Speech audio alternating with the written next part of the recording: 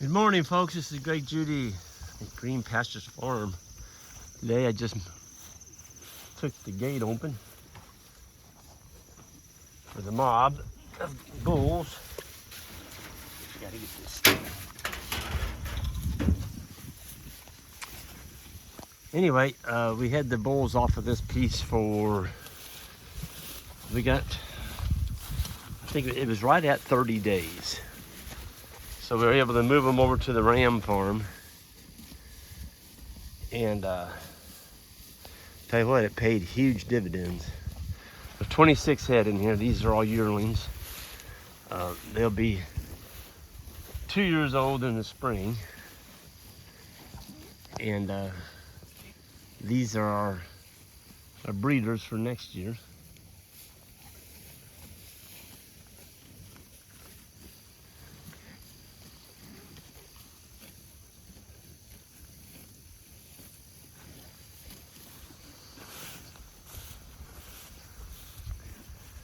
But you think it makes a difference having rest, not continuously grazing everything.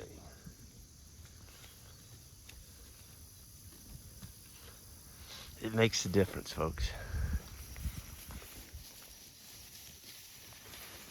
So we'd made it all the way around this farm, and we could have easily started a rotation a month ago coming back through here. It was ready to go.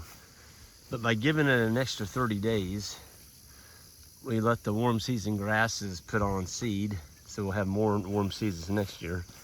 There's a lot of big blue stem on these ridges. And it allowed the fescue and everything to grow too.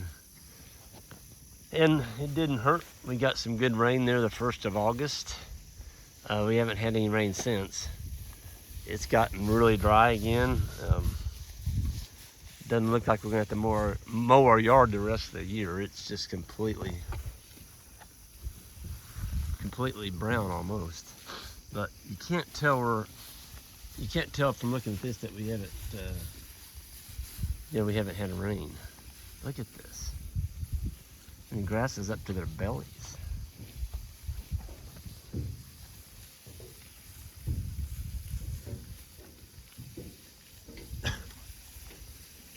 These goofy bulls.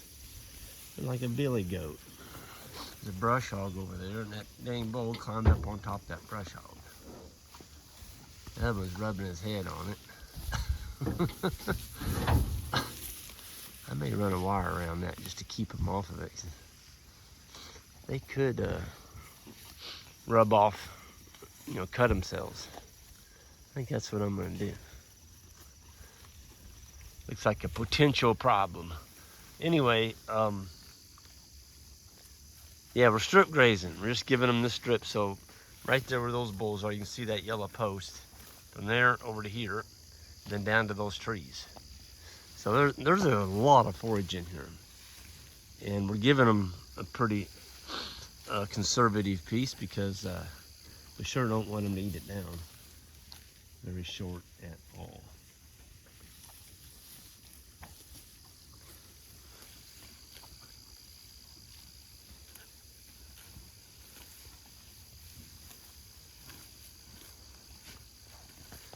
But it's rewarding to come over here and see the fruits of your labor. What rest can do for you. And I am on a hydrant. I'm gonna move my water tank over there. Right now, it's right there in the last paddock. So I've got two Flexzilla, those yellow Flexzilla non-kinking hoses. We got 2 of them fastened end to end to go 100 feet. So instead of having the bulls come back right here, which I could easily do, just run a wire from that corner around to the tank and be done with it, I don't like that. The reason I don't like it is this has got dirt on it, a lot of manure, and I'm gonna move it. I don't want them coming back here and mucking this up any more than it is. So that's some of the things that I kind of look for when I'm moving animals in water, is where have they mucked it up and where can I get them off of that? I don't like them staying on one area. And you know, there's a lot of manure right here. Manure is gonna draw flies. And so get them going. Get them over there on that new fresh piece and they'll escape some of the fly pressure. Look at them bowls. They're going down through there. You kind of tell they're not really that hungry. They're just kind of searching.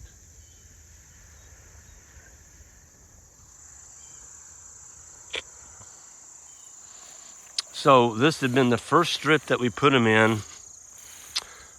We got 7 days out of this first. I think there's about 10 acres in this paddy. 8 to 10 acres. And so we just gave them strips. And look at the grass we left. So folks, they're only on this for 1 day. And we were back fencing them to keep them from, you know, having access to what they were on the previous day.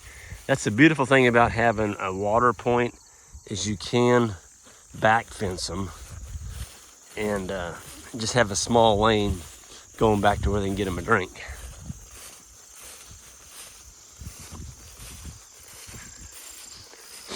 Yeah, they didn't do much with that goldenrod.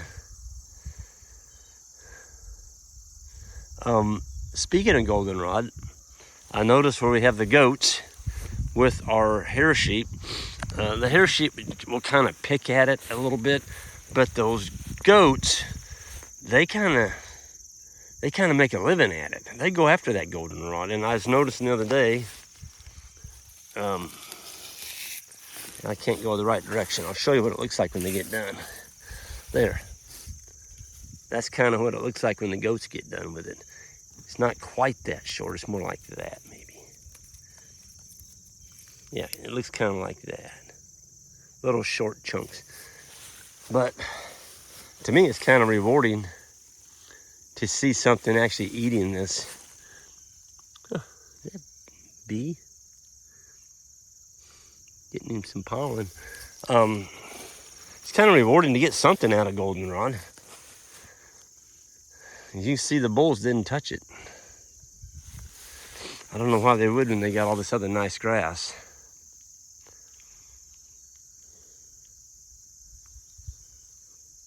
Yeah. So anyway, we're gonna keep going north with these bulls, and I just hope we get some rain. You know, if we could get just one more rain. This is September 28th, I believe. 27th, September 27th. So, you know, if we could go till October 15th to the 20th, we could get a rain in the next 7 to 10 days. You'd be surprised. You can grow 3 or 4 inches of grass right quick. You see, it's getting down in the 50s at night. That's really good cool season grass weather temperatures. Folks, we left a lot of forage out here.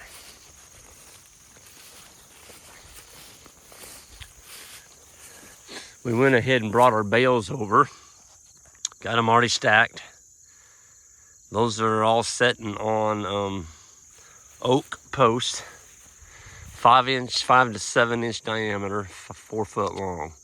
So each one of those has 2 posts underneath and keeping the bottom of the bales off the ground. And I had to haul them about a half a mile. Back in there is where that 180 acre farm is going to be growing houses. The developer had it hayed, and we were fortunate enough, the hay contractor called us and asked us if we wanted to buy it, and we did. So we just moved over here to the bull farm, some of it, and that was pretty handy. Yeah, he hasn't sold any of those lots, by the way. $15,000 an acre. I think the smallest lot over there is 7 acres, maybe. It may be a 5 acre, but still, you know, 10 acres, that's $150,000 just to have a place to put a house on. And there's no water and there's no electricity back there.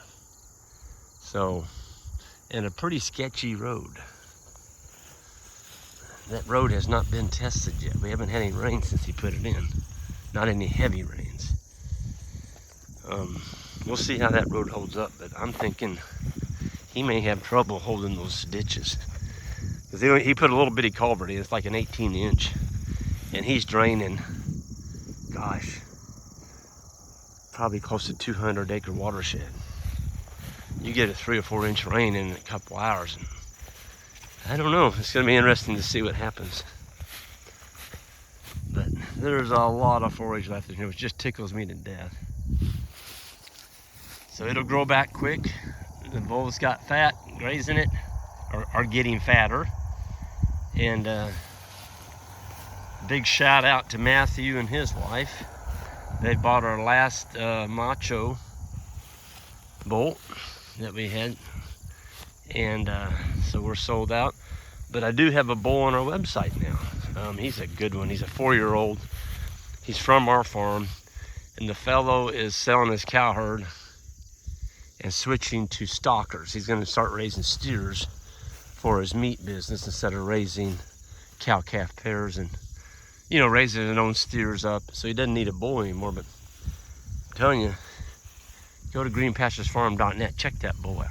He is a chunk of meat. And nothing but grass. He's right in the prime of his life. Anybody needing a really nice bull, either for next year to breed with, or if you need something to breed your fall calves back to, this would be him. Folks, y'all have a good one. I'm gonna go ahead and get this wire rolled up and move the water. And you all have a good, safe day out there, and we'll see you next time. Oh, hit that subscribe button on the way out if you would. Thank you.